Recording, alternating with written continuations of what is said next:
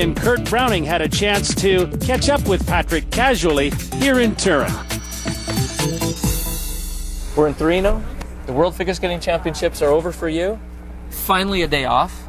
And it's been a long year coming to this day where you can go... a sigh of relief, yeah. And does it feel good? Oh, it feels amazing. Well deserved. Congratulations. Thanks. Let's go back a year. Let's go back to the podium. We're in Los Angeles, the World Figure Skating Championships, and you're second in the world. Your first time on the podium at the World Championships. Yeah. I doubt this is the year you had visioned before you.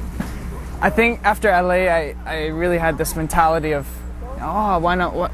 I don't see why I wouldn't be on the podium in Vancouver. Sure. You know, you're second in the world. Yeah, why second not? in the world the year right before the Olympics, and but I don't think I was sort of young and I guess brash, and I didn't really think about the reality. Well, you're still young and brash, but but when I got to Vancouver, and it definitely didn't turn out the way I wanted.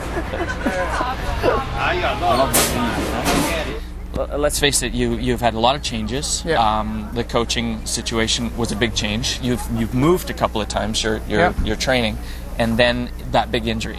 Mm-hmm. So you recovered so well, but it couldn't have been easy. No. You know, it wasn't as bad as I thought. I think that's the good thing about being young and still being able to bounce back. And I mean, Scott Russell used to. I remember once after I did a gala and I hit the boards, and I got back up. I popped back up. He's like, "You're like a puppy. You never stop moving. You run into things, and you keep getting up, and you keep going." And that's sort of what I felt like I was doing this whole season. Is, you know, recovering, and always catching up. I wasn't I wasn't on the same playing field. I felt. But you know, that's just how things happen sometimes, and that's just how things roll out. But for me, the low point must have been Skate Canada. Oh, because Skate Canada had to be a real checking point. Skate Canada didn't go even remotely close to the way you wanted it. You said Vancouver didn't go well. You skated great. Yeah. You did pretty much as much of your job as you could do with what you had at the time. I was very proud of you. But Skate Canada, you must have been saying, Vancouver can wait a couple of years, please.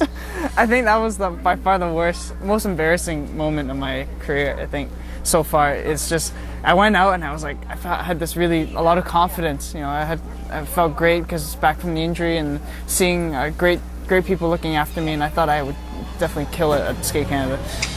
Didn't turn out that way. No. So it was tough. It was a tough time, and I got off the ice and I couldn't believe it. What's the last few seconds before you step on the ice like at the Olympics in Vancouver? I mean, I skated in Calgary. That was at home. I wasn't the favorite. I wasn't Brian Orser. You were. Yeah. It was a catch-22. The whole having a lot of media and, you know, getting a lot of exposure, because of course you get recognized really well and you get a lot of recognition and a lot of support.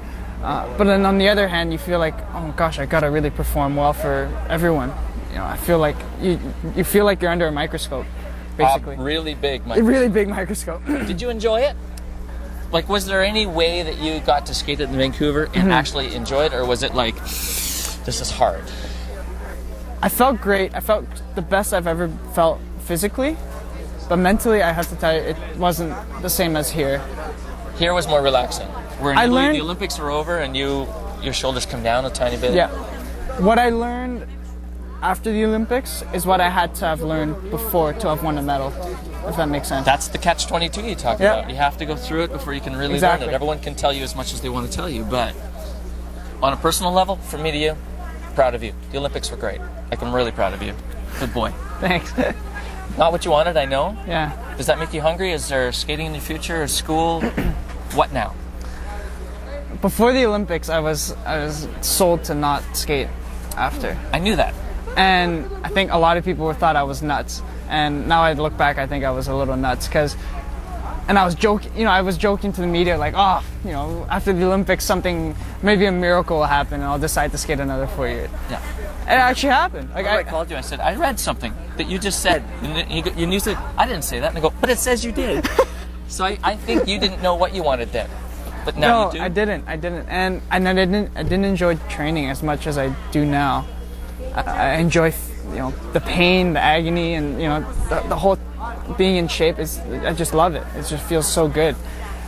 and being in Colorado is just beautiful. I love it. I love the weather. It just makes me so happy. And now, so I think definitely I'll take it year by year. Take my time, of course. I mean, my focus right now is not Sochi. My focus is Worlds next year. You've had to deal with a lot of questions about the quad. Yeah. And even in the press conference here, you're sitting beside Jobert, the king of the quad, at certain points in his career, and he didn't understand the question. You translated into French for him. This is what he translated to him. He said, Brian, what's it like to be in third place behind two guys that haven't landed the quad? Like myself. Like me, you know? And that was a great moment at the press conference. It's a testament to actually you guys respecting each other that you could do that. But what is the future for the quad for Patrick? First of all, like our relationship between me and Brian has, I think, gone a long ways this competition. I wanted to go up to him and tell him it was such a great job after such a disappointing Olympics. I just wanted to congratulate him. I haven't had the chance yet, but I'm really happy to see him happy again. For me, the quad I'm so excited. I'm so excited to do it next year in the program, in the free program. I don't know about the short program. People were already talking about putting it in the short. I was like, whoa, one step at a time. Bravo! Grazie. Bravo. Complimenti, bravo. We're standing in Torino, and what do you say? In a year, we do this again? Yes, with wine. With wine. With wine. The kids growing up. Thank you very much. Okay, A great year of growth for you. Yeah. And we're all proud. Same. Thanks.